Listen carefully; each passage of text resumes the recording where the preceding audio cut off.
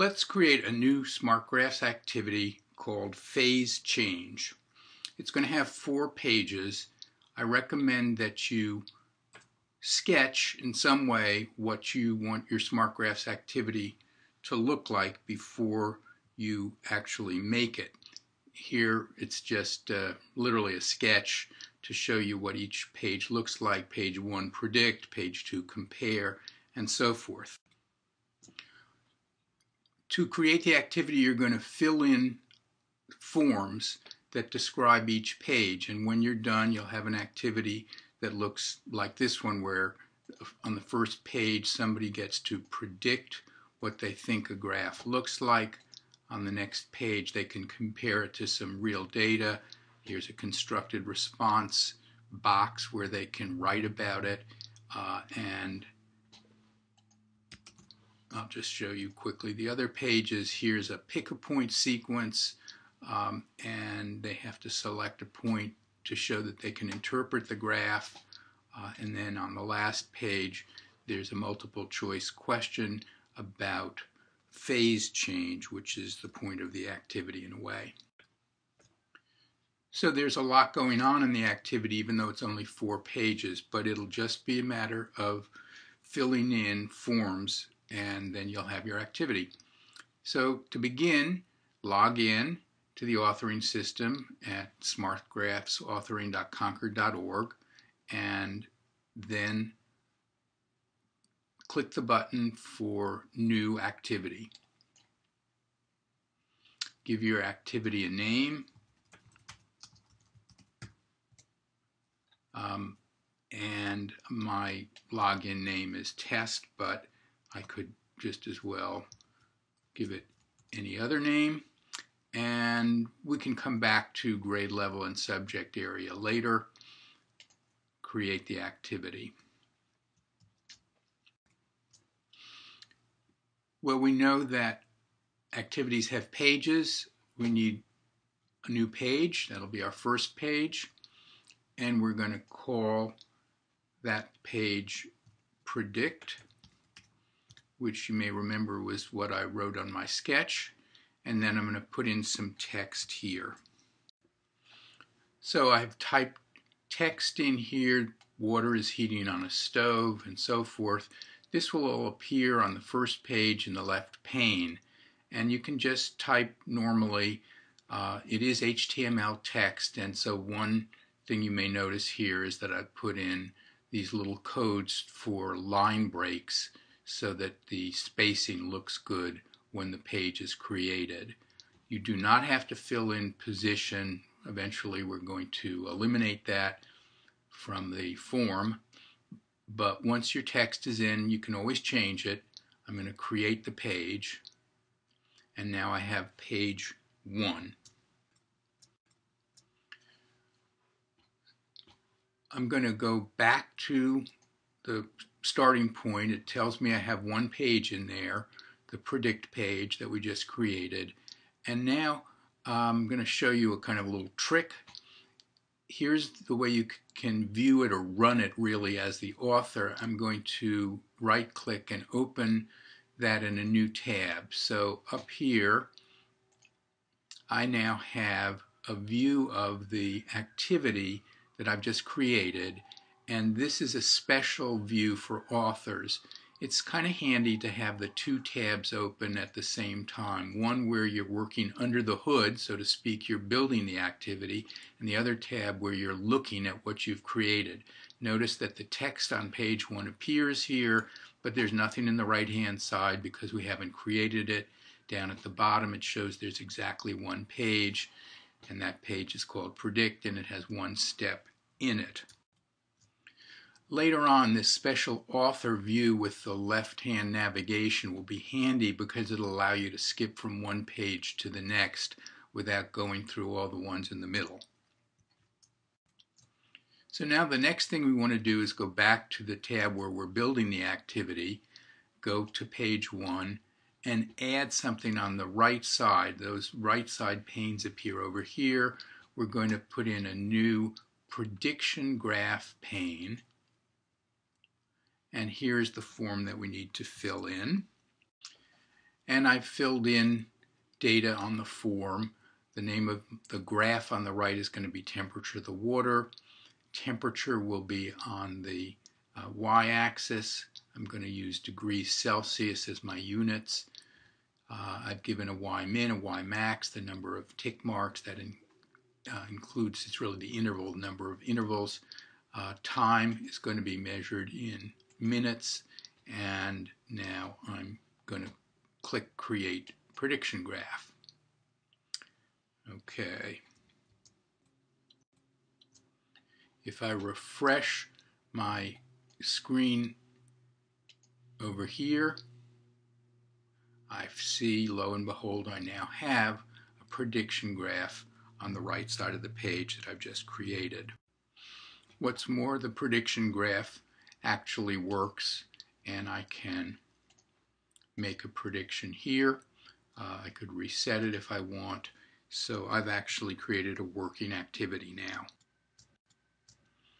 It does not do a lot yet, but it works. Now I want to create the second page, so I'll click New Page, and this one is going to be called Compare. And again, I need to fill in the text and the other forms.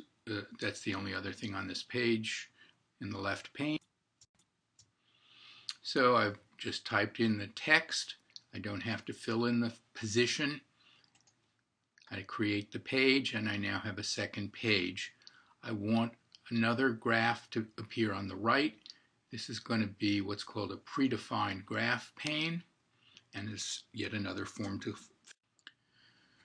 I want this graph to look like the one on page 1, so it's going to be very, very similar. All the items are the same. I'm going to show the graph grid on this, a background grid. And in this particular graph, I want points to show up representing measurements of the temperature as the water boils on the stove every minute for 10 minutes.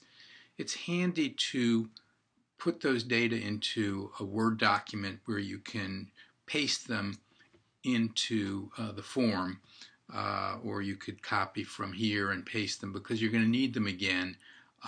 Right now, you have to set the graph up differently. You have to set the graph up on each page separately. In the future, we're going to have a capability to say, use the same graph as before, and that'll save you the trouble. We're going to include the prediction graph that the student made on page 1 called temperature of the water, and now we'll create this predefined graph pane. I'm going to the other tab. I'm going to refresh it and see what has happened to the activity. Now it has 2 pages. The first page still allows me to do a prediction graph, and the second one allows the user to compare his or her prediction to some actual data. Those blue points are the ones we put in into the table to represent the temperature of the water every minute for 10 minutes. Now you can see there are a lot of forms to fill in, but you do not have to be a computer programmer to create a new activity, and we have already created a 2-page activity that looks pretty nice. The student won't see what's on the left there, right? It's just the author view to make it easier for you to move around. In fact, here's how you do that. Sorry for the interruption there.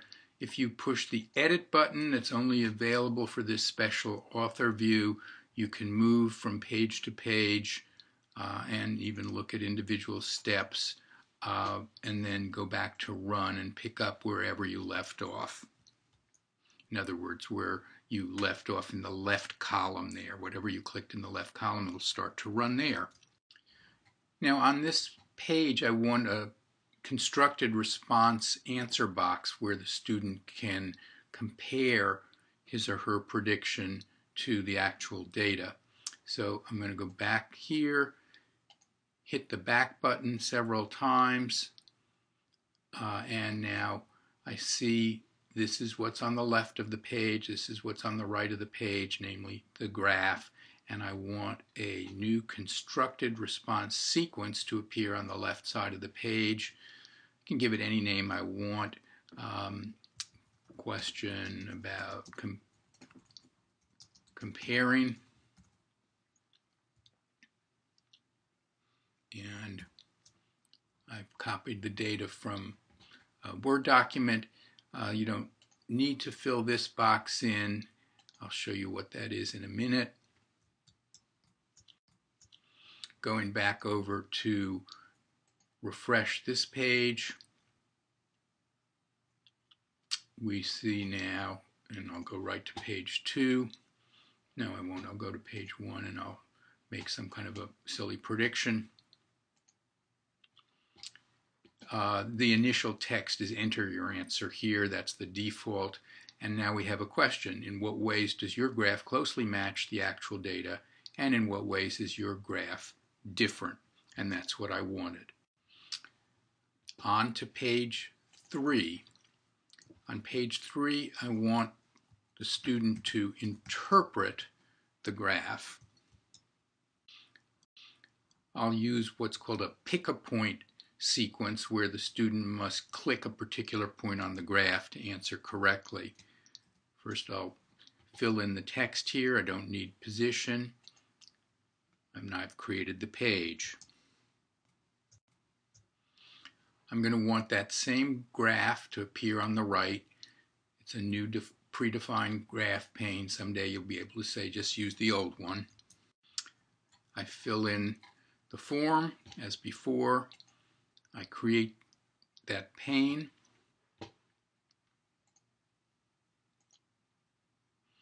There it is.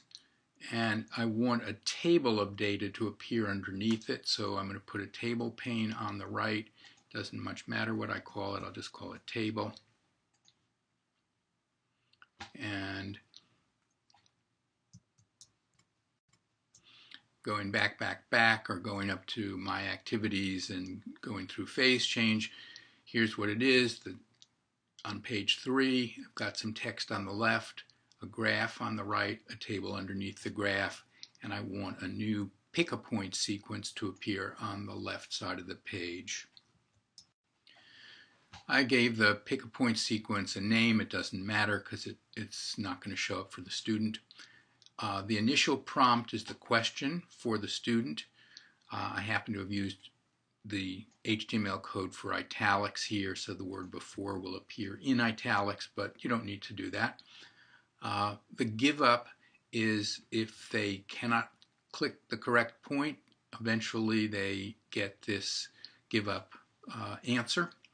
And the confirm correct is what you would expect, namely if they select the right point, then this is the message they'll see. In this case, I'm asking the student to click on a point where the water had not started to boil. That would be in this region here. So that means X, the x-axis time, is somewhere between 0 and 4. 0 and 4. That's the interval which is correct. And now I can create the sequence. Okay.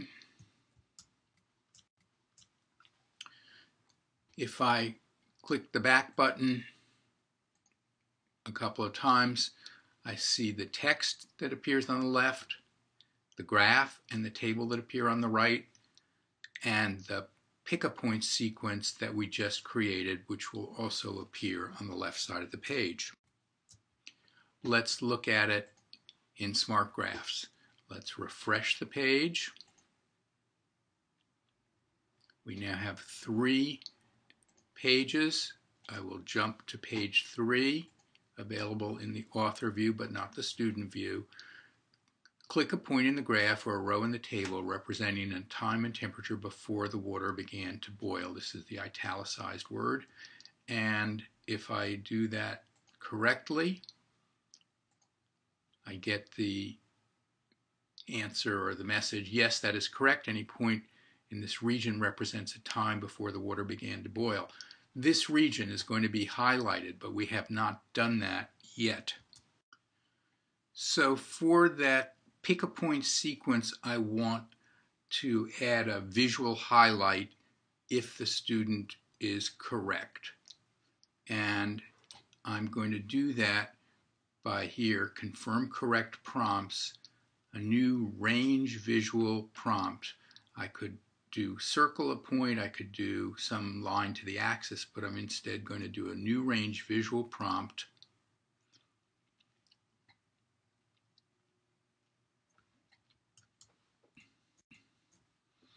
I'm going to call it the correct highlight, or the highlight that appears when the answer is correct.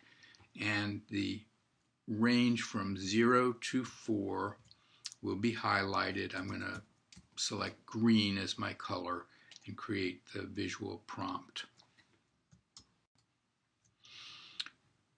If they give up, it says in this region of the graph the water had not reached 100 degrees Celsius and it was not yet boiling. So again, we need to highlight something on the graph. If they're giving up, we want a new range visual prompt.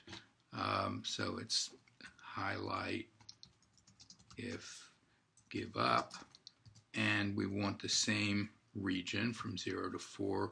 In this case, I'll highlight it in blue.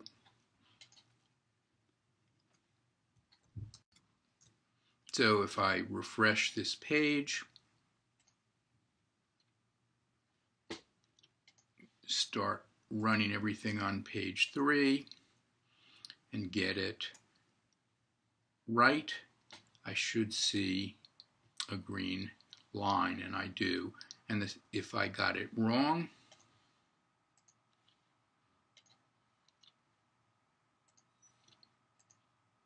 I get a blue line here with different message at the top.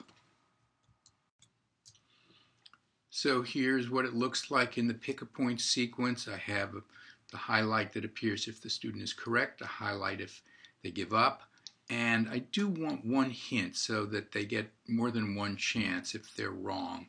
So I'm going to put in a new text hint. By now it won't surprise you when I say it doesn't matter what the name of it is because the student won't see it. And the hint is incorrect. Hint, in the highlighted region of the graph, the temperature was 100 degrees Celsius, so the water was boiling. Try again. And I'll create the text hint. I've gone back by hitting the back button twice. I see there's a new text hint there, which I just created. Associated with it, I can put in a new range visual prompt. It's the highlight that shows as a hint or part of a hint, and it's going to highlight that portion of the graph from x equals 5 minutes to x equals 10 minutes, and we'll color it red.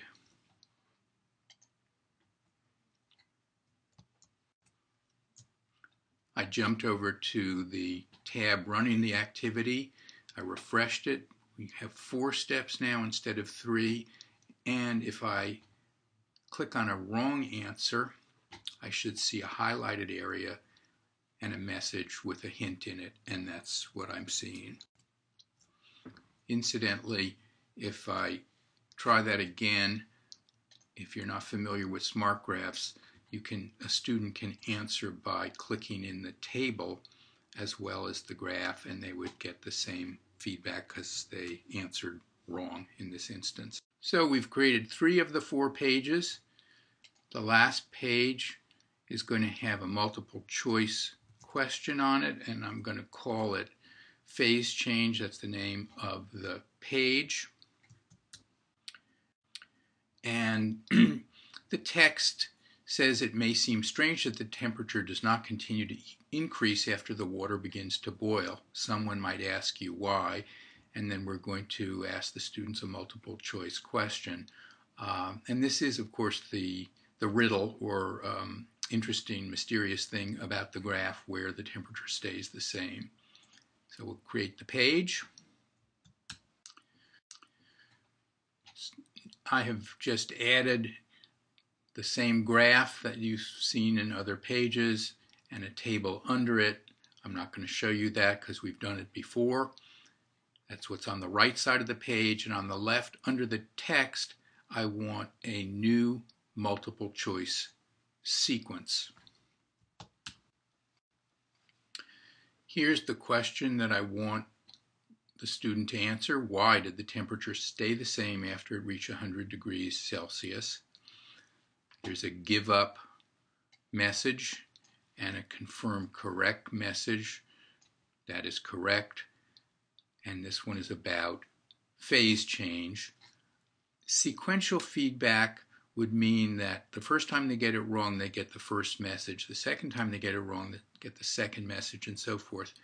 I'm going to uncheck that box because what I want is feedback to the student that depends entirely on which wrong answer or right answer they selected. And here's my multiple choice sequence, and now I have to add my multiple choice choices one at a time. My first choice for the student will be the thermometer must have broken when the water boiled. I would click this box if it's correct, but of course it's not. If they choose that wrong answer, I want this message to appear. No, the thermometer did not break. Try again. So that's my first multiple choice, and now I will add the others. So now I have added other response options. There are 3 wrong and 1 that is correct. The one I checked the box for correct is marked in green, so it's easy to see. I'm going back to the other tab. I'm refreshing it. We have 4 pages. I'll skip directly to page 4 and run it. And here's my multiple choice question with the various choices that I provided, and each wrong answer that I select gives me a particular message associated with that wrong answer. The right answer gives me the message, or the student the message that is associated with that right answer. So that's it. If we go back to this tab and navigate to this view where we see all the pages, or you could go to My Activities, and from there you can view, which really means run as an author or run as a student. If we right-click on that, we could copy the link location, which is what you would give to your students. I'll just paste it into this address bar. You notice it says Student Preview, and when it loads up, it doesn't have that funny navigation along the left, and this is the URL that you would provide to your students or to other colleagues if you wanted them to run the activity in the same view as students. So I'm going to wrap that up. There's a lot to take in, but that's why we wrote an authoring manual. This is all detailed in the manual, and we are available to answer questions at smartgraphs@concord.org. So let us hear from you and tell us how it's going.